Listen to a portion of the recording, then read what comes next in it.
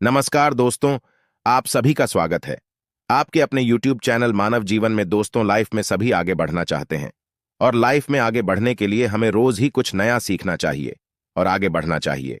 तो चलिए आज की प्रस्तुति शुरू करते हैं। श्री शिवाय नमस्तुभ्यम। हर हर महादेव। दोस्तों, आप सभी लोग जानते हैं कि 12 जनवरी 2025 यानी रविवार को पड़ रही है पौष महीने की चतुर्दशी तिथि।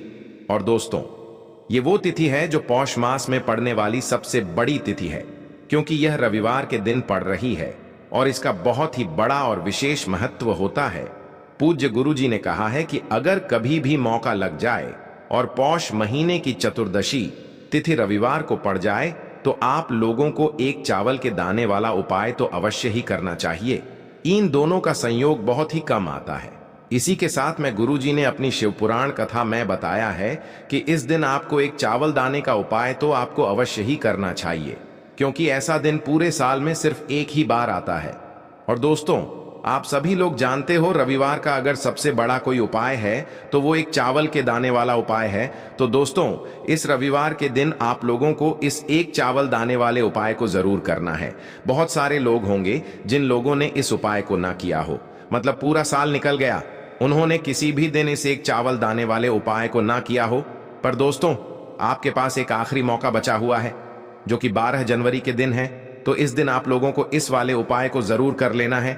भले ही आपने पूरे महीने भर इस उपाय को ना किया हो, पर अगर आपने इस पौष महीने के रविवार के दिन अगर इस वाले उपाय को कर लिया तो आपको इस उपाय को करने का वो फल मिलेगा जिसकी आपने कभी कल्पना भी नहीं करी होगी। इसीलिए आप लोग इस वाले उपाय को एक बार जरूर कर लेना है, ताकि आप लोगों के हाथ से यह मौका ना जा सके और आपको इस उपाय को करने का फल मिल सके। दोस्तों, यह उपाय पंडित जी ने अपनी अभी की ही श्री शिव महापुराण की कथा में बताया है। जिस उपाय को आज हम आपको बहुत अच्छे से समझाने वाले हैं, इस वीडियो को देखने के बाद इस उपाय को समझने के लिए आपको कोई और वीडियो को देखने की जरूरत नहीं पड़ेगी। तो चलिए दोस्तों, उपाय को शुरू करते हैं।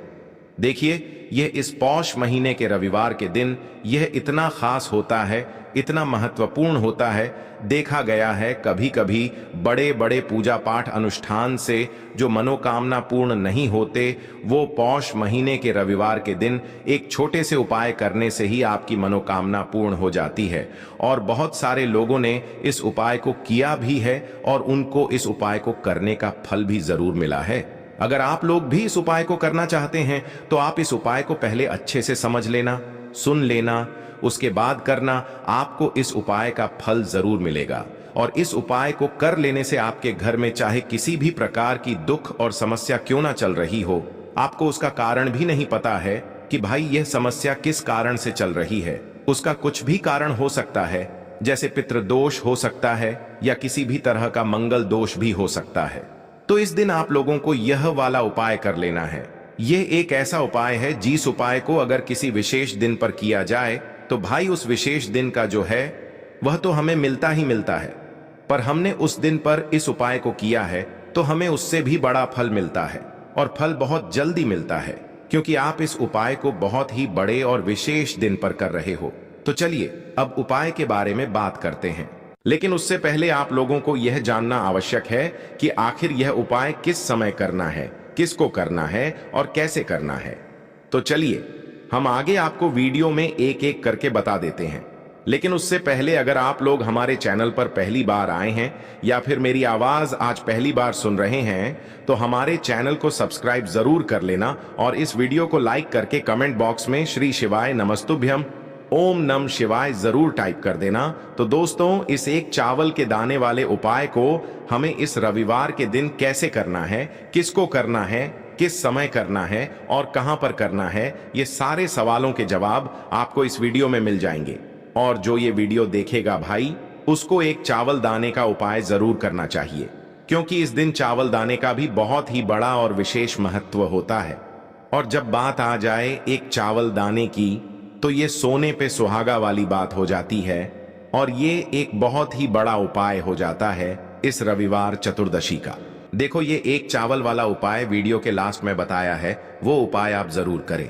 देखो, इस उपाय को आप सुबह से लेकर शाम तक कर सकते हैं। तो चलिए बरसते हैं उपाय की ओर। देखिए, इसके लिए आपको क्या करना है, एक काली मिर्च लेनी है। देखो ध्यान से समझना, एक काली मिर्च लेनी है और ध्यान देना है कि काली मिर्च कहीं से भी खंडित नहीं होनी चाहिए। फिर इसके बाद आपको लेना है एक गोल बाती का दीपक।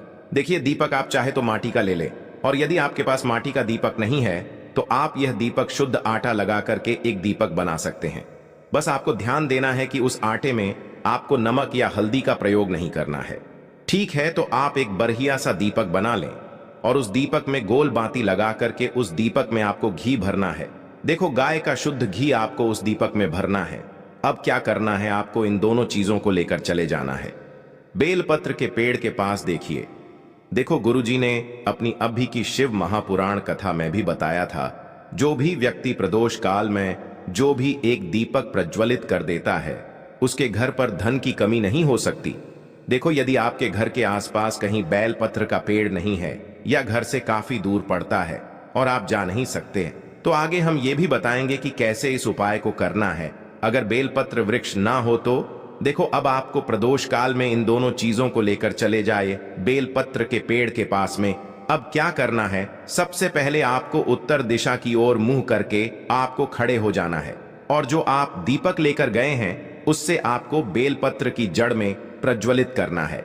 दीपक प्रज्वलित करने के बाद आपको एक काली मिर्च अपनी हथेली पर रखना है और बेलपत्र के पेड़ का आपको 5 बार परिक्रमा लगा लेना है। और यदि आप परिक्रमा बेलपत्र के पेड़ का नहीं लगा सकते हैं तो आपको दीपक को चारों ओर कुछ इस तरह से क्लॉकवाइज 5 बार घुमा देना है, मतलब आरती करना है। और घुमाने के बाद आपको उसी काली मिर्च को दीपक में डाल देना है और वहीं पर बैठकर हाथ जोड़ करके आंख बंद करके आपको जो भी आपके जीवन में समस्याएं हैं, घर से लक्ष्मी जी का निवास नहीं है, घर में लक्ष्मी जी प्रवेश नहीं कर रही है, और भी जीवन में जो भी समस्याएं हैं, तो उस समय आपको विनती करनी है। ठीक है, अब इसके बाद यदि आपके घर के आसपास कहीं बेलपत्री का पेड़ नहीं है तो आपको इन सब चीजों को लेकर चले जाना है शंकर जी के मंदिर में। और शिव जी के मंदिर पहुंचकर आपको क्या करना है, आपको इसी एक दीपक को आपको शंकर जी के मंदिर की जो चौखट होती है ना, वहां पर आपको इस दीपक को जलाना है। और दीपक जलाते समय आपका मुख उत्तर दिशा की ओर होना चाहिए। दीपक जलाने के बाद आपको क्या करना है, एक काली मिर्च अपनी हथेली पर रखना है और आपके जीवन में जो भी समस्याएं हैं, चाहे वो समस्या परिवार को लेकर हो या फिर धन को लेकर हो, वो अपनी वह समस्या बोलनी है। और बोलने के बाद आप उसी काली मिर्च को दीपक में डाल देना है और आपकी कामना पूर्ण हो जाए, घर में लक्ष्मी जी का निवास हो, ऐसी कामना आपको कर लेनी है। देखिए शंकर जी की मंदिर की जो चौखट होती है ना, उसमें 33 कोटि देवी देवता निवास करते हैं।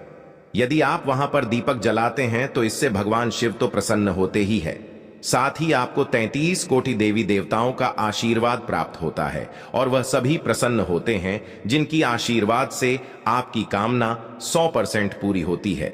तो आप ये उपाय जरूर करिएगा।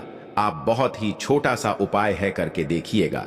देखिए अब हम जान लेते हैं गुरु जी द्वारा बताए गए दूसरे उपाय के बारे में। इस उपाय के लिए आपको मात्र 2 लौंग लेनी होगी, यानी कि आपको लौंग का जोड़ा लेना है। 2 फूल वाली आपको लौंग लेनी है। लौंग का जोड़ा कहीं से भी खंडित नहीं होना चाहिए, इस बात का ध्यान रखें। इसी के साथ में आपको लेना होगा लाल चंदन का पाउडर। देखिए यदि आपके पास लाल चंदन की लकड़ी है तो उसे घिसकर भी आप चंदन के रूप में प्रयोग कर सकते हैं। यदि पाउडर है तो उसका भी आप अपने उपाय के लिए प्रयोग कर सकते हैं। देखिए चंदन जो है वो तेज का प्रतीक माना गया है और साथ ही साथ जीवन के अंधकार को दूर करने का प्रतीक माना गया है। अब इसी के साथ में आपको मात्र 1 तांबे के पात्र के अंदर शुद्ध जल लेना होगा अपने घर से। अब दोस्तों ये तीनों सामग्री लेकर के सीधे आपको पहुंच जाना होगा भगवान शिव के मंदिर में। देखिए इसी के साथ में आपको एक गोल बाती का दीपक भी लेना होगा।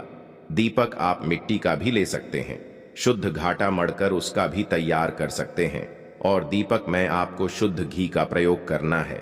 लेकिन जैसे ही आप इन सभी सामग्रियों को मंदिर में लेकर के पहुंचेंगे, मंदिर में जैसे ही आप चौखट के वहां पर पहुंचेंगे तो मंदिर की चौखट के सीधे तरफ आप जो अपने साथ एक गोल बाती का दीपक लेकर के आए हैं, उसे आपको सबसे पहले तो प्रज्वलित कर देना है। यानी कि जैसे ही आप मंदिर की चौखट के वहां पर प्रवेश करते हैं तो उसके सीधे तरफ आपको ये गोल बाती का दीपक प्रज्वलित कर देना है। अब देखिए, जैसे ही आप यह दीपक प्रज्वलित करेंगे तो आपकी जो भी मनोकामना है उससे आपको बोल देना है। आप इस दीपक को इस प्रकार से प्रज्वलित करने के बाद इन सभी सामग्रियों को आपको शिवलिंग के पास में लेकर पहुंच जाना है। अब देखिए दोस्तों, आपके पास जो एक तांबे के पात्र के अंदर शुद्ध जल है, उसमें से आपको केवल आधा लोटा जल ही भगवान शिव के शिवलिंग पर अर्पित करना है। आधा लोटा जल आपको उसी पत्र के अंदर बचा लेना है। अब दोस्तों, आपके पास जो 2 लौंग हैं, यानी कि लौंग का जोड़ा है, उससे आपको अपना नाम और अपने गोत्र को बोलते हुए आपकी जो भी समस्या चल रही है, आपके जीवन में जो भी परेशानी उत्पन्न हो रही है, उन्हें आपको बोल देना है। और ये जो लौंग का जोड़ा है, इसे आपको भगवान शिव के शिवलिंग पर अर्पित कर देना है। जैसे आप ये 2 लौंग शिवलिंग पर चढ़ाएंगे तो अपना हाथ जो है वहां पर आपको रखना है और महादेव से आपको प्रार्थना करनी है कि मेरे जीवन की ये जो परेशानियां हैं, ये सभी दूर हो जाएं। यानी कि आपके जीवन में धन की संबंधित परेशानी चल रही है, कर्ज की समस्या चल रही है, बच्चों का पढ़ाई लिखाई में मन नहीं लग पा रहा है, घर के जो आर्थिक संकट है वह सभी दूर हो, व्यापार आपका ढंग से नहीं चल पा रहा है, घर में रोग की स्थिति बनी हुई है, यानी कि जिस भी प्रकार की आपकी समस्याएं हैं उसे आपको महादेव से बोल देना है और महादेव से इन सभी समस्याओं को दूर करने के लिए आपको प्रार्थना कर लेनी है।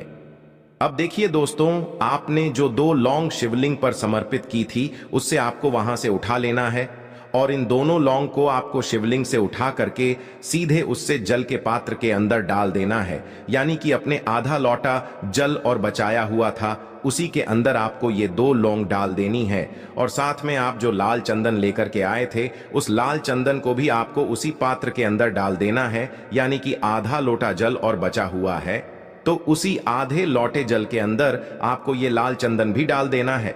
अब देखिए, इस आधे लोटे जल में है, जिसमें अपने 2 लौंग डाली है, लाल चंदन डाला है, उसे सीधे लेकर के आपको पहुंचना है बेलपत्र के वृक्ष के वहां पर। देखिए, बेलपत्र का वृक्ष यदि आपके घर पर है तो वहां पर आपको आ जाना है। आपके घर के आसपास कहीं भी है तो वहां पर आपको पहुंच जाना है।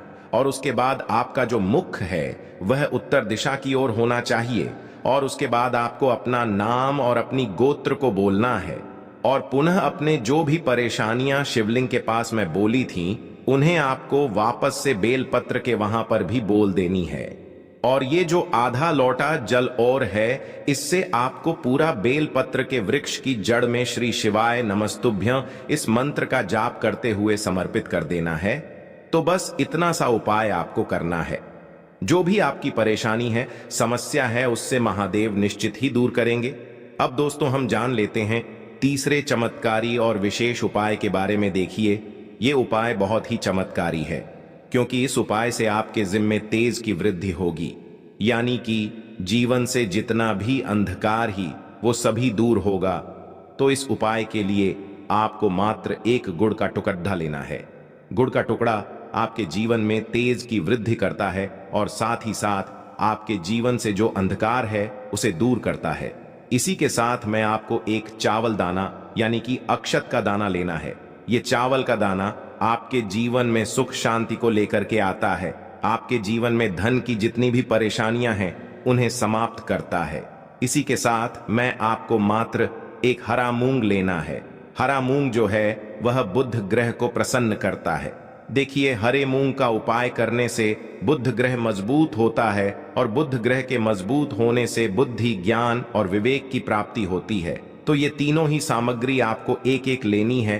यानी कि 1 गुड़ का टुकड़ा, 1 चावल का दाना, 1 हरा मूंग आपको लेना है। देखिए, हरा मूंग का दाना और चावल का जो दाना है वो आपको साबुत लेना है, खंडित नहीं होना चाहिए। और इसी के साथ में आपको मात्र एक तांबे के पात्र के अंदर अपने घर से शुद्ध जल ले लेना है। देखिए, अब इन सभी सामग्रियों को लेकर के सीधे आपको पहुंच जाना है भगवान शिव के मंदिर में। आप ये उपाय सुबह से लेकर के शाम तक किसी भी समय कर सकते हैं, लेकिन रविवार के दिन ही आपको इस उपाय को करना है। तो सबसे पहले तो ये जो 1 गुड़ का टुकड़ा है, 1 चावल का दाना है और 1 हरा मूंग का दाना है, उन तीनों को आपको उस जल के पात्र के अंदर डाल देना है। लेकिन यह जो उपाय है आपके जीवन की सारी परेशानियों को दूर करने के लिए होता है। लेकिन विशेष मनोकामना तीनों सामग्रियों से ही आपकी परिपूर्ण हो जाती है। देखिए, यदि आपके जीवन तेज होगा तो सभी आपसे वार्तालाप करेंगे, सभी आपसे बात करेंगे और आपका जो मान सम्मान है वह बढ़ता है, और चावल का जो दाना है वह धन में वृद्धि करता है, मन की शांति के लिए होता है, और हरा मूंग जो है वो बुद्धि, ज्ञान और विवेक की प्राप्ति के लिए होता है। अब देखिए, यह जो एक पात्र है, इससे आपको भगवान शिव के शिवलिंग पर धीरे धीरे अर्पित कर देना है।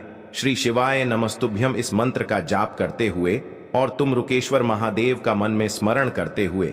लेकिन तुम रुकेश्वर महादेव का स्मरण करने से यह जो उपाय है और अधिक प्रभावशाली हो जाता है। तो तुम रुकेश्वर महादेव का स्मरण करते हुए यह उपाय करने से आपके जीवन में जो भी अशांति है वह सभी दूर हो जाएगी। तो इस प्रकार से आपको ये सुंदर सा उपाय कर लेना है। इसके बाद बात करते हैं तीसरे उपाय की। देखो, ये उपाय बहुत ही अचूक उपाय है जो आपको करना है। देखो, इस उपाय के लिए आपको 2 दीपक लेने हैं। देखो, दोनों दीपक आपको मिट्टी के दीपक लेने हैं। उसके बाद आपको दोनों दीपक को प्रज्वलित करने के लिए आपको लंबी बाती लेनी है, और ये दीपक घी और सरसों के तेल से दीपक प्रज्वलित करने हैं। ये सब लेने के बाद आपको लेना है एक कटोरी में कच्चा दूध थोड़ा सा लेना है। उसके बाद आपको लेना है 1 लोटा जल। देखो, गुरुजी ने इस उपाय के लिए बताया है कि ये उपाय आपको प्रदोष काल में करना है। कहते हैं कि बेलपत्र के वृक्ष में प्रदोष काल के समय में महादेव वास करते हैं। उस समय हम कोई भी उपाय करते हैं तो उसका फल हमें अवश्य मिलता है। देखो, अब ये सब सामग्री लेकर आपको प्रदोष काल में चले जाना है बेलपत्र के वृक्ष के वहां पर। देखो, वहां पहुंच जाने के बाद आपको सबसे पहले बेलपत्र की जड़ में सबसे पहले वो दूध जो आप लाए हैं उसे समर्पित कर देना है। उसके बाद आपको जो 1 लोटा जल जो आप लाए हैं वो आपको धीरे धीरे बेलपत्र की जड़ में समर्पित कर देना है। उसके बाद आप जो दीपक लाए हो, दोनों दीपक को आपको बेलपत्र की जड़, बेलपत्र की तरफ मुंह करके बाती का आपको 1 दीपक घी का और 1 दीपक तेल का प्रज्वलित कर देना है, और आपकी जो भी मनोकामनाएं हैं वो महादेव को बोलना है। देखो, गुरुजी ने कहा रविवार के दिन पर बेलपत्र की जड़ में दीपक प्रज्वलित कर देता है, महादेव उसकी सभी मनोकामना पूरी कर देते हैं। देखिए दोस्तों, आज के इस वीडियो में हमने आपको रविवार के दिन किए जाने वाले 3 बहुत ही सुंदर से उपाय बताए हैं। जो भी आपके लिए उचित है, सरल है, उसे आप कर सकते हैं। आज के लिए बस इतना ही इस वीडियो में दी गई जानकारी। अगर आपको अच्छी लगी हो तो प्लीज हमारे चैनल मानव जीवन को सब्सक्राइब करें, लाइक करें, और हमारे वीडियो में अंत तक बने रहने के लिए धन्यवाद।